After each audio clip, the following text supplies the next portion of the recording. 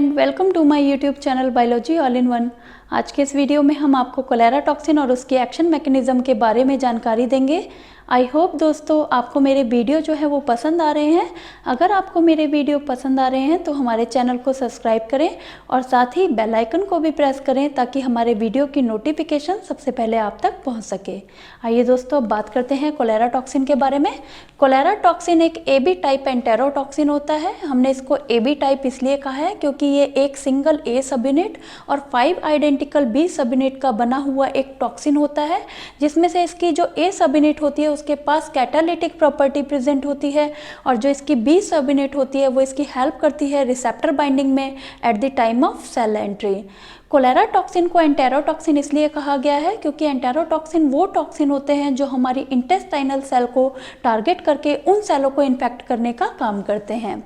Cholera toxin एक gram negative bacteria जिसको हम विब्रियो कोलेरी बोलते हैं, उस ग्राम नेगेटिव बैक्टीरिया द्वारा किसी पर्सन की इंटेस्टाइनल ल्यूमेन में सिक्रीट करा जाता है। जैसे ही ये कोलेरा टॉक्सिन इंटेस्टाइनल ल्यूमेन में सिक्रीट होता है तो ये वहाँ से मूव करके इंटेस्टाइनल एपिथेलियल सेल पे प्रेजेंट GM1 रिसेप्टर, जो कि एक गैंग्लियोसिडिक रिसेप्टर होता है, उस रिसेप्टर के साथ जाकर बाइंड कर जाता है। जैसे ही ये टॉक्सिन इस रिसेप्टर के साथ बाइंड करता है तो टॉक्सिन रिसेप्टर कॉम्प्लेक्स की फॉर्मेशन होती है और जैसे ही ये टॉक्सिन रिसेप्टर कॉम्प्लेक्स फॉर्म्ड होता है तो इस पूरे के पूरे कॉम्प्लेक्स की एंडोसाइटोसिस स्टार्ट हो जाती है और with the help of endocytosis ये पूरा का पूरा कॉम्प्लेक्स जो है वो सेल के अंदर एंटर कर जाता है। जब ये कॉम्प्लेक्स सेल के अंदर एंटर होता है तो एंटर होने के बाद इसका रेट्रोग्रेड ट्रांसपोर्टेशन होता है और with the help of retrograde transportation इसको एंडोप्लाज्मिक रेटिकुलम तक पहुंचाया जाता है और एंडोप्लाज्मिक रेटिकुलम में पहुंचने के बाद इस टॉक्सिन में क्लीवेज होती है,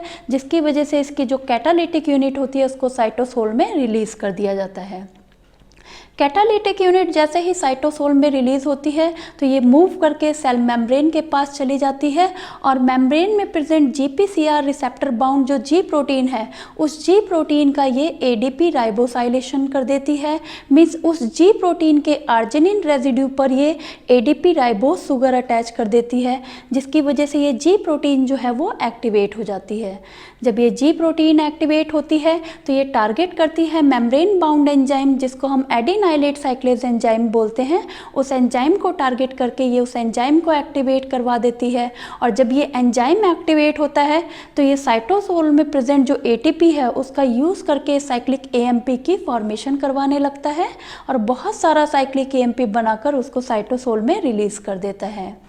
क्योंकि cyclic AMP as a secondary messenger की तरह काम करते हैं तो वो फर्दर एक एंजाइम होता है जिसको हम प्रोटीन काइनेज A एंजाइम बोलते हैं, उसको एक्टिवेट करवाते हैं और जब ये प्रोटीन काइनेज A एंजाइम में एक्टिवेट होता है तो ये टारगेट करता है मेम्ब्रेन में प्रेजेंट एक क्लोराइड आयन चैनल जिसको हम CFTR क्लोराइड आयन चैनल बोलते हैं। उन चैनल को टारगेट करके उन चैनल की रेगुलेटरी यूनिट का फास्फोराइलेशन कर देता है, जिसकी वजह से ये चैनल जो है वो ओपन हो जाते हैं और सेल के अंदर का सारा जो क्लोराइड आयन है वो सेल के अंदर से मूव करके इंटेस्टाइनल ल्यूमेन में चला जाता है।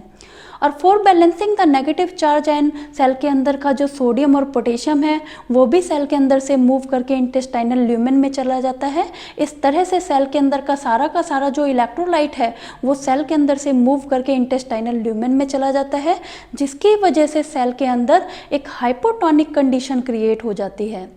And due to the hypotonic condition cell के अंदर का जो पानी है वो भी मूव करके सेल के अंदर से इंटेस्टाइनल ल्यूमेन में चला जाता है और जैसे ही सेल के अंदर का सारा पानी जो है वो निकल जाता है तो सेल जो है वो डिहाइड्रेट हो जाती है। इस तरह से ये पूरी की पूरी सिग्नलिंग, ये पूरी की पूरी मोड ऑफ एक्शन जो है वो परफॉर्म होता है और जो भी पर्सन जिसके अंदर टॉक्सिन रिलीज होता है वो पर्सन जो है वो डायरिया से सफ़र करता है। आई होप दोस्तों आपको ये वीडियो जो है वो पसंद आया होगा। अगर आपको ये वीडियो पसंद आया है तो इस वीडियो को भी आप लाइक और शेयर करें और साथ ही हमारे चैनल को सब्सक्राइब करें। Thank you.